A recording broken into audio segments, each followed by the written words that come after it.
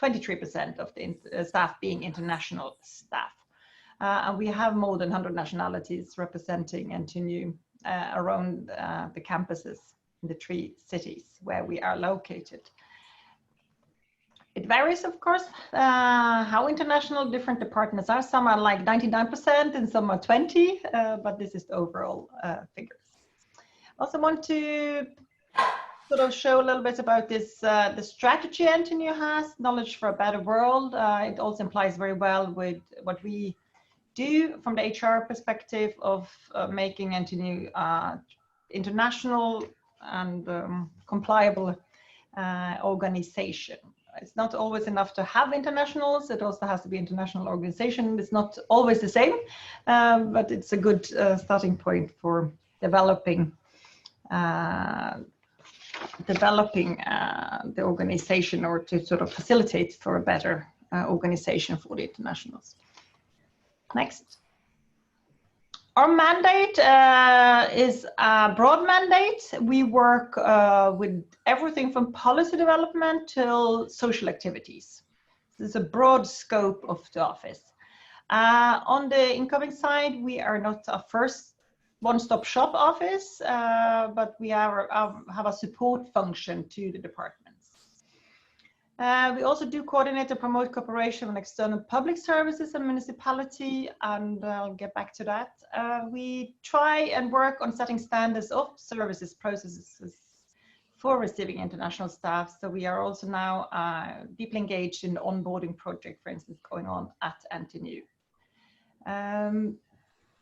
It's also a task to develop knowledge on issues related to international mobility, both incoming and outgoing mobility. And we have also done several studies together with others at NTNU to see how is the situation, what can be improved, what should be worked more on, what are the sort of the current status of the international staff at NTNU.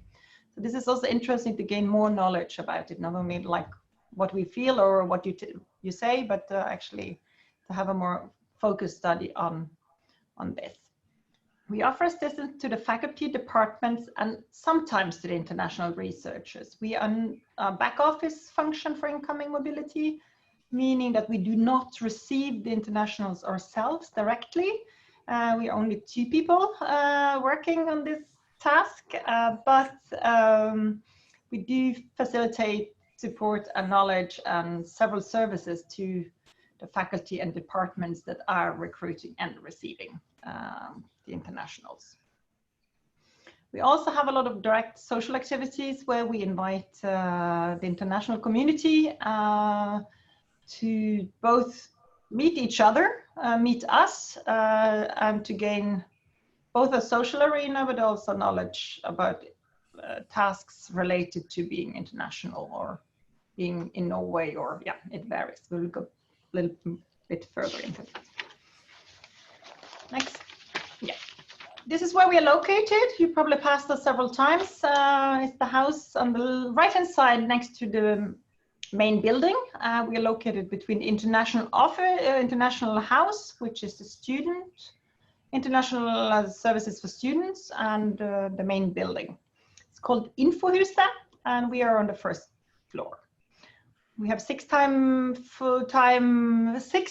positions full-time, 2 me and Juliana, and then we have 1 working on accommodation, and then we have 3 staff working on sabbatical and outgoing mobility, and they have a broader set of services for that group.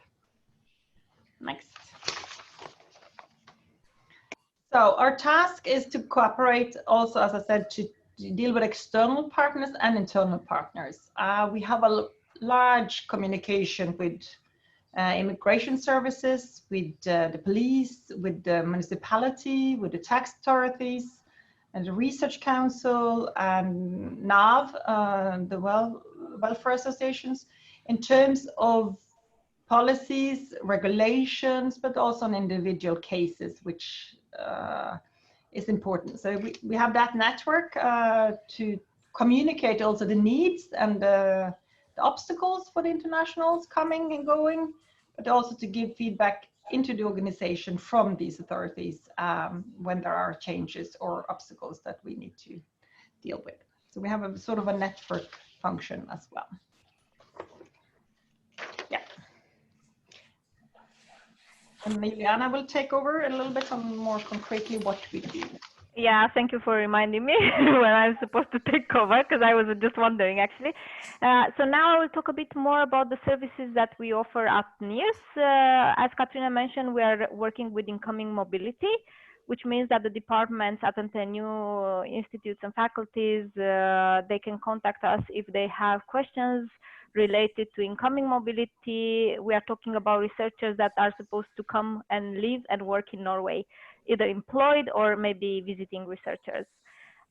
We also organize quite many courses and seminars, and I will talk more about that later on. We are the first line office for dual career at NTNU.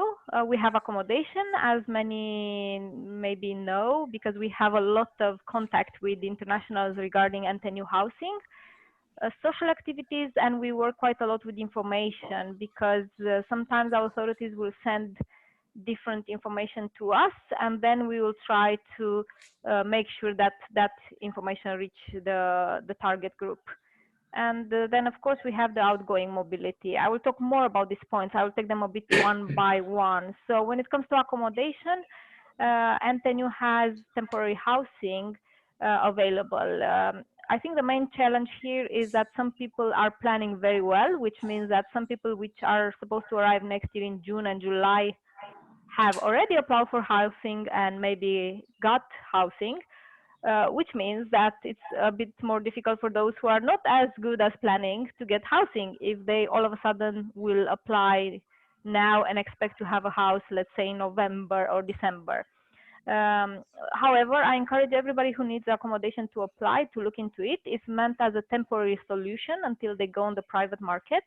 We don't require a depositum. The first bill will be sent the month after, which means that people have a bit of time to settle, to get a Norwegian bank account, maybe get the first paycheck before we actually start charging them.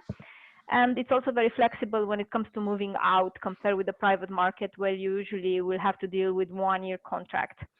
So take a look if that's relevant. It's important that you inform the new employees about this option, since it gives flexibility. And now during summer, we had a lot of people that actually needed housing, especially because of the quarantine requirements, because they will come to Norway and be 10 days in quarantine, which means they need furnished apartments and a flexible solution.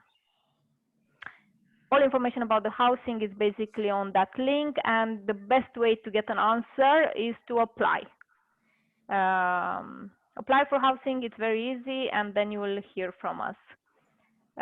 Just one thing that I forgot to mention, we have this collaboration with Utleiemegleren, and it's very good service, by the way. It's not more expensive. The only difference between them and us is that they rent for minimum 1 year, while NTNU can rent for short time. The picture is from Tingvalla, which is a building very close to Gløshaugen, to the main building at NTNU. So there we have quite new and nice apartments. A bit about dual career. I'm not sure how many of you are familiar, but based on the people that actually participate to the program, there are quite many which are aware of the service. So the purpose is basically to assist the spouses with career planning and social integration. And what we are doing here is basically to look into their background and see what they are planning to do while they're here. Some might want to open a business, some might want to study, some are looking for a job. We have about 80-90 spouses, partners of the international researchers, which are part of this program each year. And it's very easy to access the service. You just email me and I set up a meeting. So it's very easy to get in contact. A bit about the sabbatical, because as I said, we are also working with that. We have 3 colleagues, Shell, Annette and Linda, which are working with sabbatical.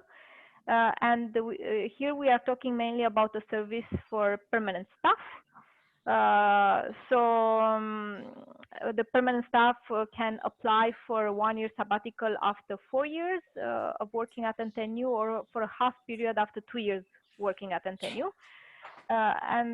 We try to kind of offer some assistance related to this sabbatical leave to make it easier for them to travel. Now, the situation is a bit different now during Corona, but it's something to keep in mind for those in permanent positions. And why we do that is basically it has to do with improving the quality of research and making it easier for people to build a network outside NTNU, an international network.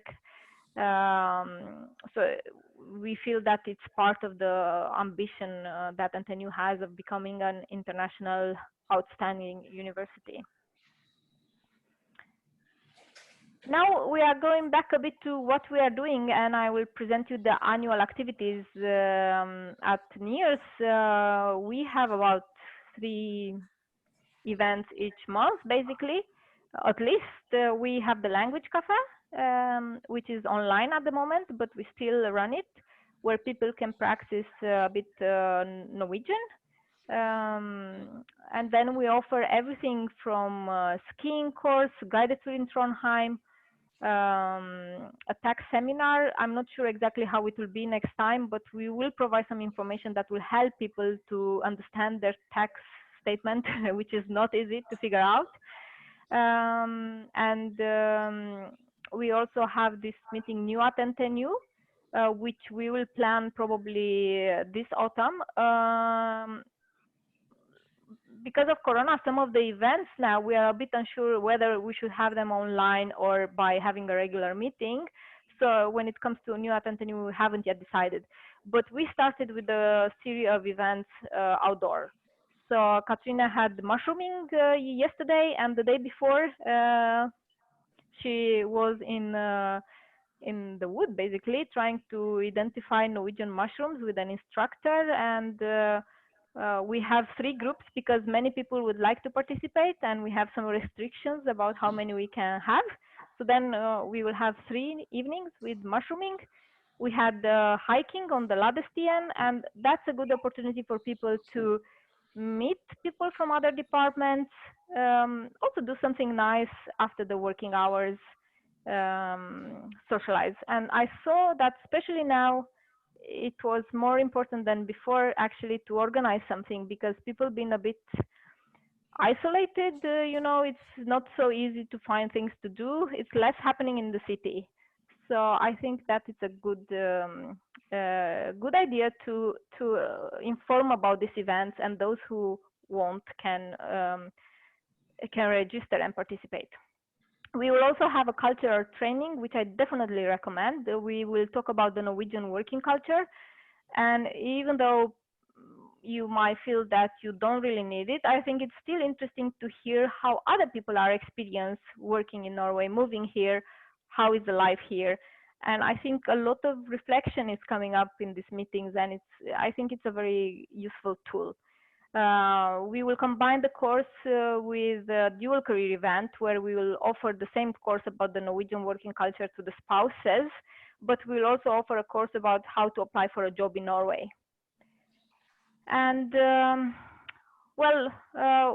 I said, you see there are many events all the time. We are not yet sure what we'll do when the Christmas approach, but we try to do as much as possible. And now we've been focusing on outdoor activities. We take registration, and then I can say we had about 2,000 participants to our events. It's been pretty constant through the years.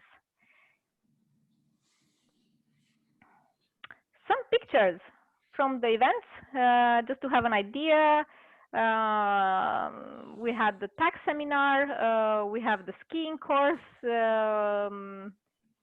a tour to the botanical garden. So a lot of nice things. Everything we organize is free of charge, basically. So when it comes to the skiing course, I think they need to pay only if they want to rent skis, but everything else, it's basically free of charge.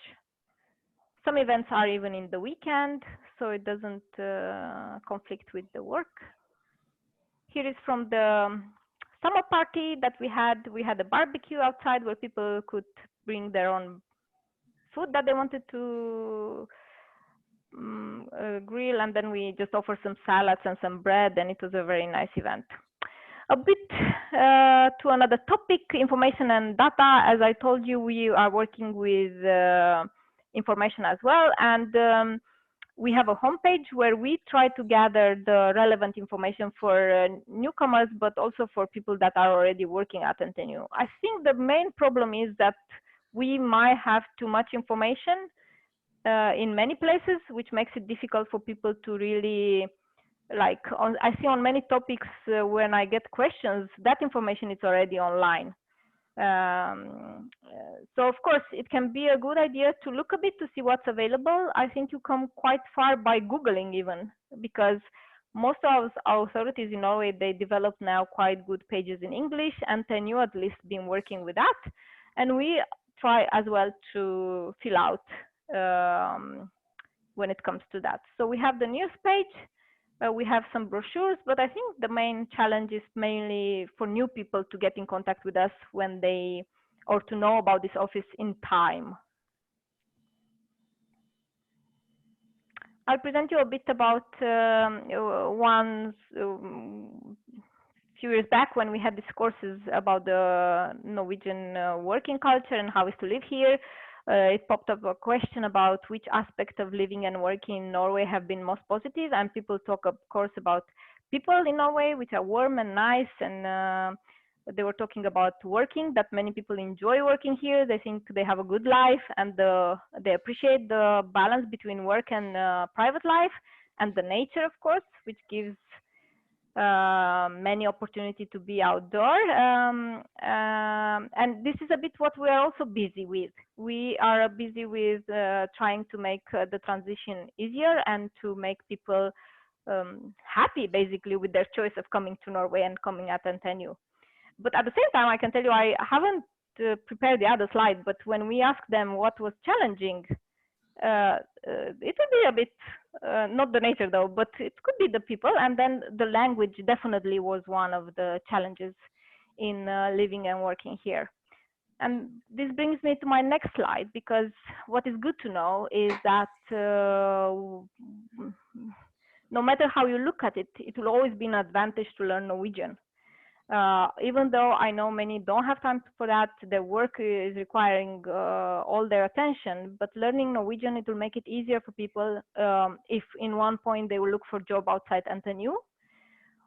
But even for socializing, making friends, and basically participating in the society, it will always be an advantage. And then it has also a practical advantage that if you want to apply for a permanent permit, if you are outside European Union and you have one of those permits who needs to be renewed all the time, then having a permanent permit can be a good solution, will allow you to stay here and work, but then you need to document that you speak Norwegian in order to get this permit, and you can apply for a permanent permit after 3 years if you are from outside European Union, or after 5 years if you are from European Union.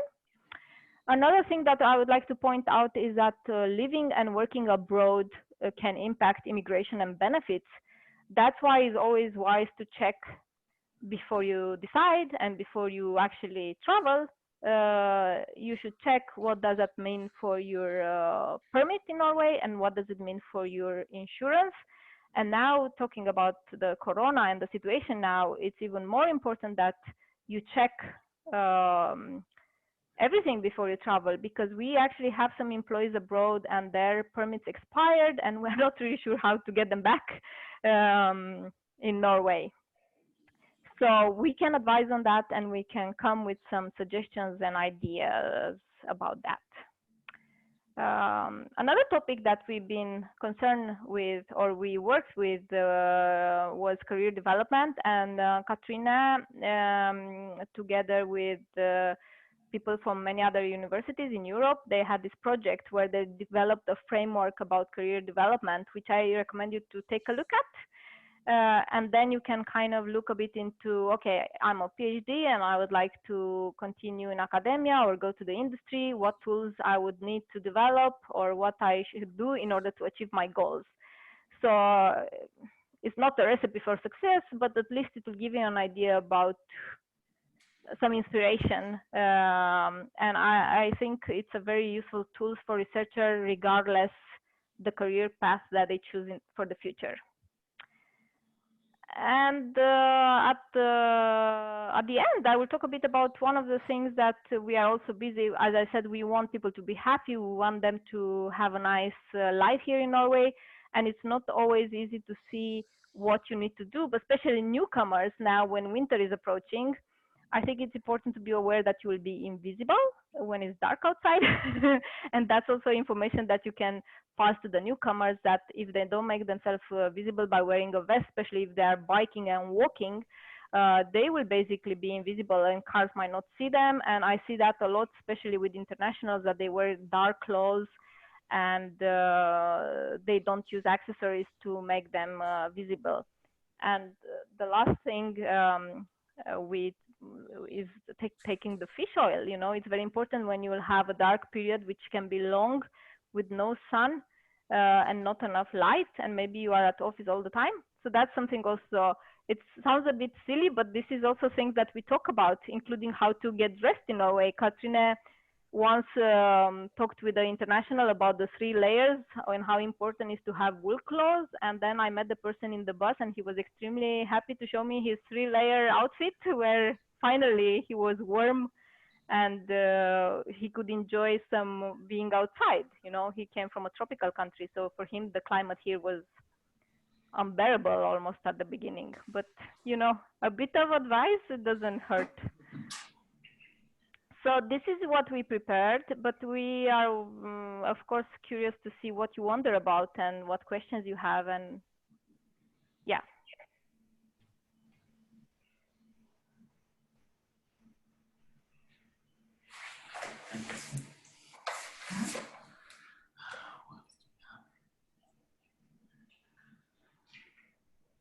Okay, any question from the other participants?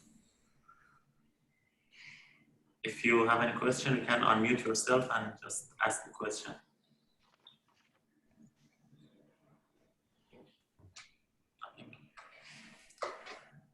Well, I have one question. We at PowerLab, we receive a lot of guests and we have a lot of PhD and postdoc coming from abroad. Shall they take contact with you directly then to get some information if they want, for example, to participate to a ski trip or a mushrooms trip, and they just take contact with you directly? We recommend them to sign up for a newsletter. Okay. Email, and then when we have activities, we will send out invitations on that list. Okay, yeah. So then they will get it at the same time as the others. So then we will tell them where to sign up and how to sign up and if they get the seat or so. So that for activities, be sure to be on our list of invitations. And there we also communicate if there is important news that need to go out to the international community, that is also sent to that. And there is no limit who can be on that list. Yeah. Also partners can sign up for that list. Okay. Yeah. Good. And I could say we have a lot of activities, but we also have a lot of participants. So it's good to be quick to sign up because some of them fill up easily. Yeah. Mm-hmm. So do that. Okay. Thank you so much for the information. It was, I guess it's going to be so helpful. And I also recorded the presentation, and if you let us, we can upload it on our Dropbox. Yes. For future guests. And is it okay for you if we record and then everybody at PowerLab have access to this presentation? Yeah, that's fine with me. Okay. also, and also to strengthen that, you go to the web page to look for information also for newcomers. I wanted to say one more thing, and that is about the Corona situation now. We have decided not to update all our web pages with Corona information, but we use the common NTNU Corona pages, so we don't have to change everything every second week. Yeah. And also to use direct links to UDI and to tax office because they update, and it's an ever-changing subject on immigration and tax, particularly on immigration now, and also on tax procedures. So just to make sure that our pages stays more or less the same, but the Corona information is somewhere else or in the direct links to the collaborating parties. Okay, good. Thank you so much. Thank you so much. Thank you. Okay, bye-bye. Bye. Bye.